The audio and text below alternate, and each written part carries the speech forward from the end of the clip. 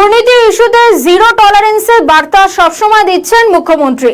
সেই আবহে এবার দুর্নীতি সহ এসব ইস্যুতে অভিযোগ জানাতে পারবেন সাধারণ মানুষ। এক ফোনে মুখ্যমন্ত্রী শুভেন্দু অধিকারীর কাছে ওই অভিযোগ এবার থেকে পৌঁছে যাবে। এছাড়াও পুলিশে হেল্পলাইন নম্বর এদিন চালু করলেন মুখ্যমন্ত্রী শুভেন্দু অধিকারী। 00345016 1800345016 1800345016 1800345016 গোটা রাজ্য জুড়ে বিগত সরকারের সময়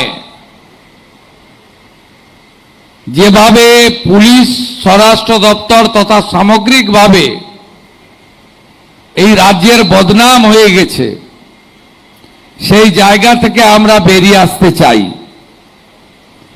তাই এই টোল ফ্রি নম্বরগুলো আমরা শুধু ঘোষণা করা নয়, আমি এখান থেকে প্রস্থান করে সচিবালয়ে অর্থাৎ নবান্নতে কন্ট্রোল রুমেরও পরিদর্শন করব,